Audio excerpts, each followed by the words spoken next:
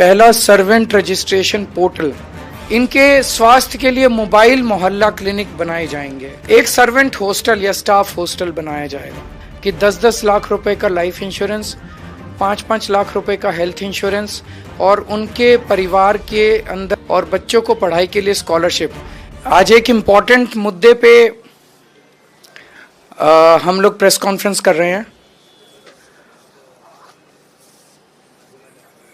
कई सरकारी आवासों में, चाहे वो ऑफिसर्स के हैं, चाहे वो एमपीज के हैं, चाहे वो मंत्रियों के हैं, वहां पे उनके घर में काम करने वाले सर्वेंट्स जो हैं, मैं शब्द सर्वेंट्स इस्तेमाल कर रहा हूं समझाने के लिए, लेकिन मैं इसके आगे उनको स्टाफ बोलूंगा। वो जो उनके यहाँ काम करने वाले सर्वेंट्स हैं, जो उनके सर्वेंट क्वार्टर में रहते हैं, वो स्टाफ की ढेर सारी समस्याएं हैं। उन लोगों की एक यूनियन है जिसके आज जगमोहन जी आए हुए हैं और कई सारे और उनके पदाधिकारी आए हुए हैं। उन लोगों के जीवन में बहुत सारी समस्याएं हैं जिसका मैं एक एक करके, आप लोगों को जान के ताज्जुब होगा, किसी भी सरकारी अफसर, एमपी, मंत्री को जब बंगला दिया जाता है तो उसके साथ सर्वेंट क्वार्टर होता है। उस सर्वेंट क्वार्टर में वो उन लोगों को रखते हैं जो उनके घर में काम करते हैं। जो उनके घर में काम करते हैं, जाहिर तौर पे उनको तनख्वाह मिलनी चाहिए। आपको जान के ताज्जुब होगा कि 70 से 80% लोगों को तनख्वाह नहीं दी जाती, केवल उनको सर्वेंट क्वार्टर दे के कहते हैं कि तेरे को सर्वेंट क्वार्टर दे दिया, बस इसी बदले में तू फ्री में काम कर। और फ्री में वो काम करने के लिए एक तरह से बंधुआ मजदूर बन जाता है वो।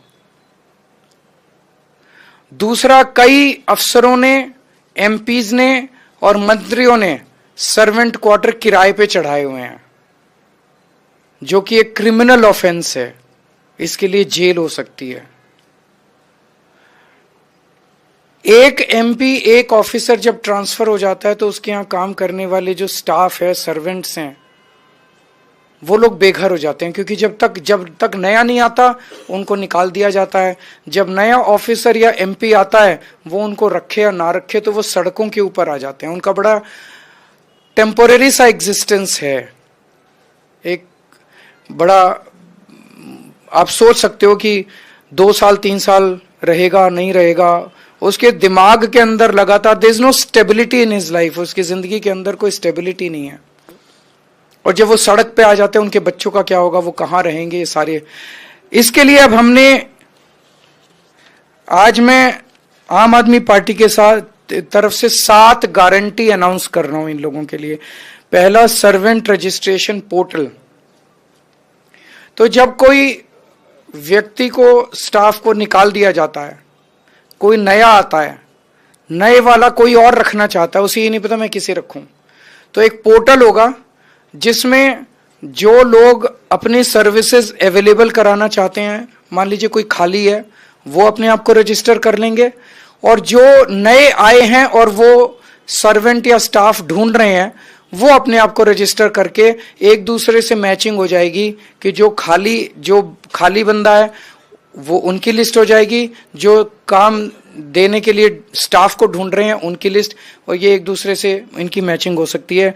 ये सर्वेंट रजिस्ट्रेशन पोर्टल बनाया जाएगा। इससे बहुत सारे लोगों की समस्याएं दूर हो सकती है। जैसे एक श्रमिक कार्ड हमने बनाया है, लेबर कार्ड, वैसा ही एक सरकारी सर्वेंट कार्ड या सरकारी स्टाफ, पर्सनल स्टाफ कार्ड बनाया जाएगा। और जैसे श्रमिक कार्ड के ऊपर सारी सुविधाएं मिलती हैं कई योजनाओं की, वैसे ही इन्हें भी वो सारी योजनाओं की सुविधाएं दी जाएंगी। एक सर्वेंट हॉस्टल या स्टाफ हॉस्टल बनाया जाएगा।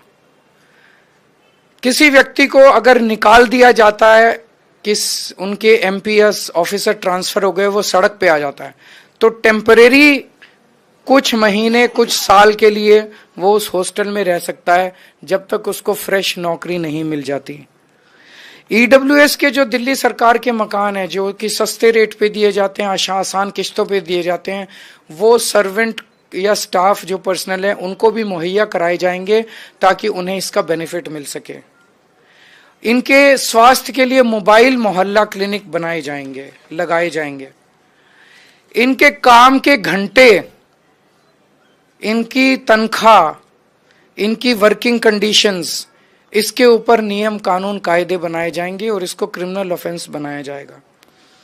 जो अभी हमने ऑटो चालक भाइयों के लिए, ई रिक्शा वालों के लिए, टैक्सी ड्राइवर्स के लिए अनाउंस किया कि 10-10 लाख रुपए का लाइफ इंश्योरेंस, 5-5 लाख रुपए का हेल्थ इंश्योरेंस और उनके परिवार के अंदर बेटी की शादी में 1-1 लाख रुपए की सहायता राशि और बच्चों को पढ़ाई के लिए स्कॉलरशिप, ये चारों बेनिफिट सर्वेंट ऑब्लिक स्टाफ के लिए भी दिए जाएंगे। तो आज मैं इनके लिए